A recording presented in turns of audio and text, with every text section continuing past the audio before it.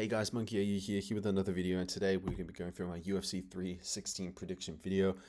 Different format today because I'm under a bit of time pressure. The event literally begins in a couple hours.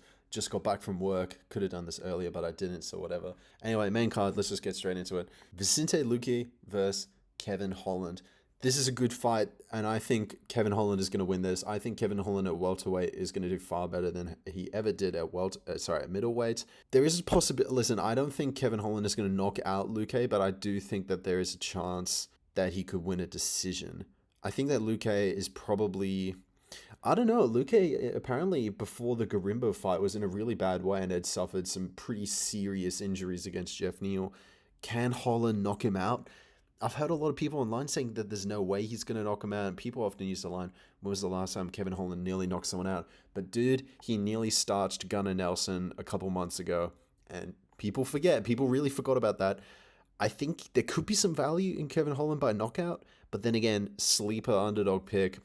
You could go Luque by submission because he's very slick with his submission techniques. And Holland, he does get subbed every now and then, but then again, he gets subbed by the best guys. Now, obviously, he got subbed by Kazmat at welterweight. Well, not really a catchweight, but come on, that's Kazmat. And also, he got subbed by RDR, but then again, this is RDR at middleweight, who I think he weighed like 30 pounds more than Holland on the night, so I'm not really surprised.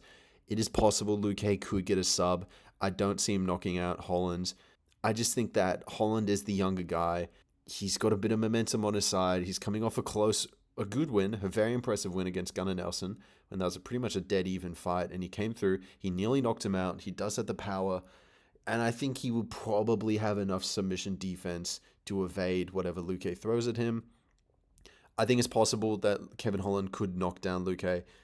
I wouldn't bet method of victory. I just go with Kevin Holland, and I think he's going to get it done.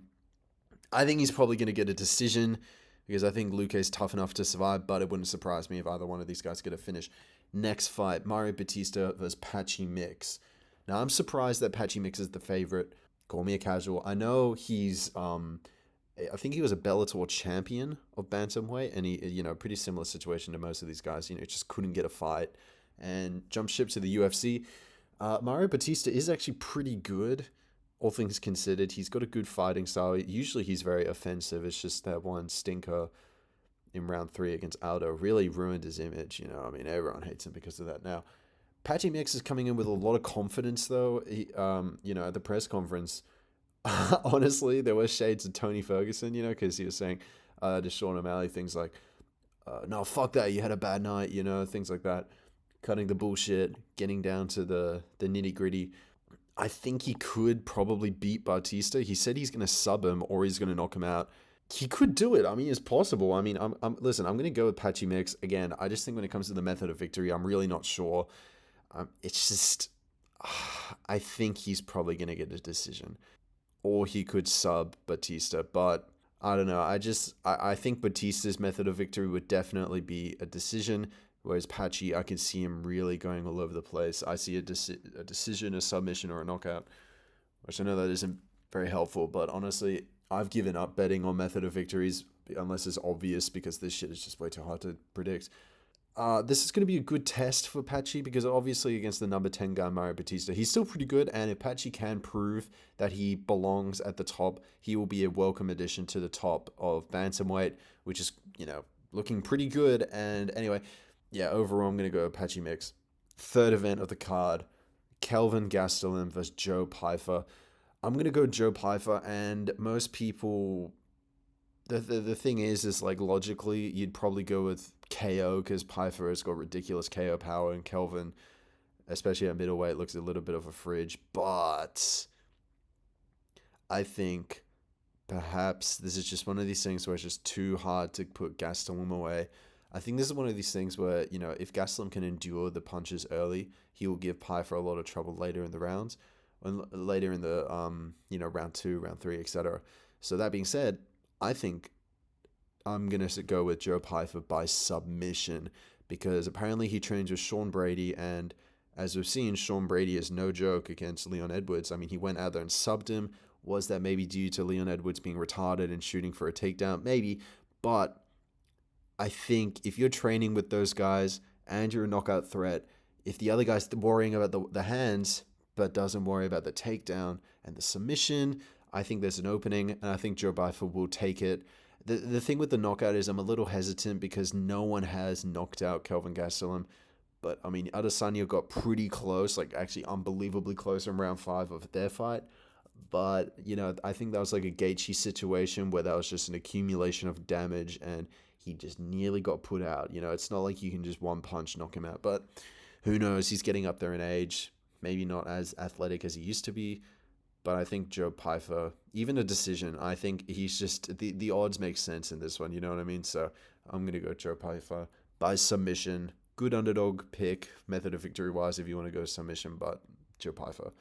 Anyway, co-main event, Juliana Pena versus Kayla Harrison. This one's kind of easy to break down. Either Juliana Pena survives the onslaught early and could potentially win a decision based off her performance in the later rounds, or she could get a knockout or whatever later in the rounds. Or Kayla Harrison, since she just seems to be far more athletic, will beat Juliana Pena. The thing is like, Kayla Harrison had a very good, impressive performance against Holly Holm at 300, but, understandable. But then she had a little suspicious fight. I can't exactly remember who was against, but, it was a little suspicious. She was meant to steamroll this girl, and she couldn't, right? But the thing is whoever that girl was, sorry that I don't remember the name, I still think that girl would have been way better than Juliana Pena.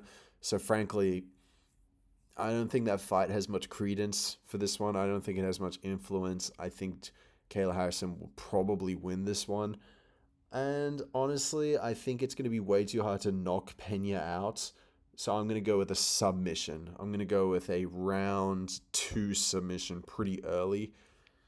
And if not, then a decision. Realistically, the only way Kayla Harrison loses is she suffers a freak knockout loss at the end, where just, Juliana Pena throwing the windmill punches, no technique, pure offensive energy against Kayla. She just can't survive the onslaught and collapses. That's probably how she's going to win. But, I mean, come on. If this is meant to be the UFC, this is meant to be where skilled athletes meet, not just, a street fight where volume will beat.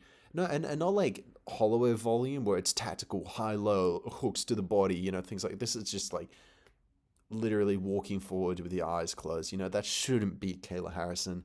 I think she's just too technical for it. And better yet, let's say she does go forward, Kayla Harrison will probably just use some judo shit and like trip her over and then get the sub, So I just don't see it happening. I'm going to go Kayla Harrison by sub. Main event, Merab Dvalishvili versus Sean O'Malley. I'm going to go with Merab by decision. And I think there is actually a pretty good possibility of Sean O'Malley winning by knockout. And the thing with these fights is that, like, when you try break this stuff down, and this is going to sound obvious, but you really don't know how it's going to go until you watch the first round. You know what I mean? Because once you got the first round, you kind of know what's up. Because, cast your mind back to the Holloway Gaethje fight. No one really knew how that was going to go. But then after round 1, basically everyone in the room knew, okay, Holloway's going to win this one. He's too slick. He's too good. So frankly, for this one, no one's really going to know until the first wrestling exchange. Because if Sean still can't defend the takedowns, which I don't think he can, then, I mean, what more is there to say? I think this is going to go the same way as the first time. I mean, I know in an earlier video I said that there's this trend nowadays of, matchups between wrestlers and strikers, and the question is, well, can the striker adapt to meet the wrestler and be able to stop the takedowns? And half the time they can. I just don't think Sean O'Malley will be able to do it against Merab. Now, I will say that Merab had a couple stinker takedowns against Umar where they were shucked off, but we have to remember this is Umar, who probably has way better defense than Sean O'Malley does. Maybe I'll be proven drastically wrong, but I don't know. I just think that Merab's technique when it comes to the takedown is too good. You know what I mean? Because this isn't just like an amateur guy. This isn't a Sean Brady shooting for a takedown. This is a Eastern style wrestler shooting for a takedown. There's a difference. One's kind of going for one is doing it for the sake of strategy of going for the takedown, whereas the Eastern style is like going for the takedown for the takedown. You know what I mean? Like, this is just in their blood, and Merab just does it to everyone, man. He broke the record against Umar, for heaven's sake. He beat Cejudo that way. He beat O'Malley that way. He beat Umar Aldo, Jan. He beat Jan that way. That how crazy is that win, right? And he gave Jan a black eye.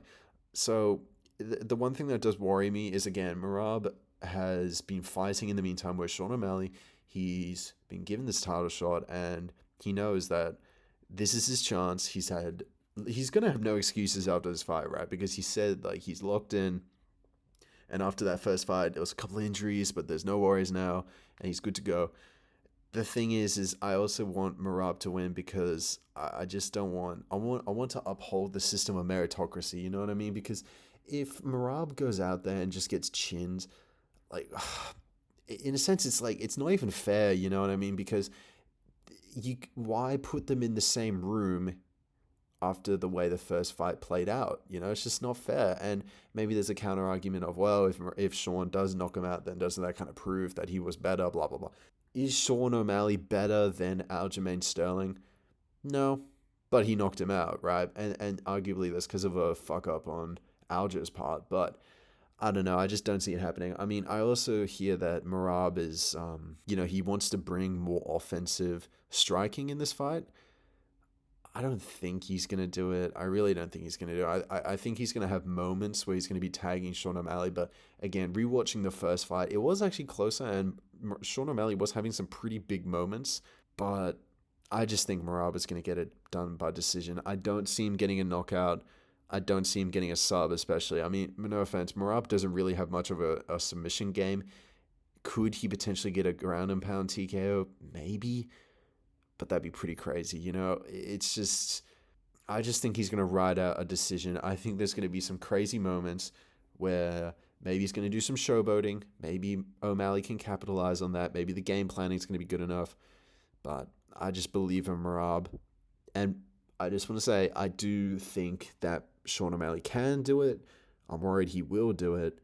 But I just hope he doesn't. You know, listen, regardless of the winner of this fight, the division's in good hands, you know, because if O'Malley wins, if Marab wins, the winner's probably going to fight Sandhagen, and that's a good fight.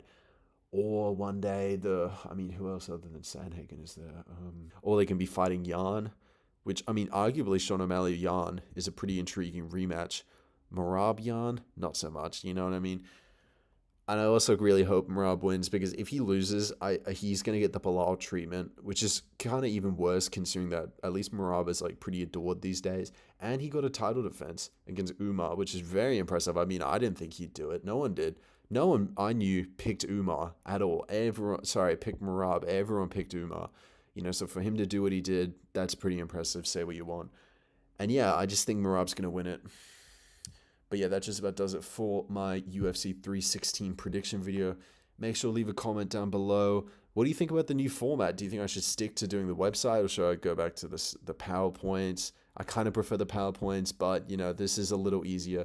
And this would allow me to actually go through the prelims in detail. If people give a shit, who knows? Quinlan's going to win, by the way. And yeah, leave a comment. Check out my other videos. I'm going to try and make these videos way earlier than this, because this isn't just going to work. It's cutting it too close. I need to sleep. And yeah, I will see you guys in the next video.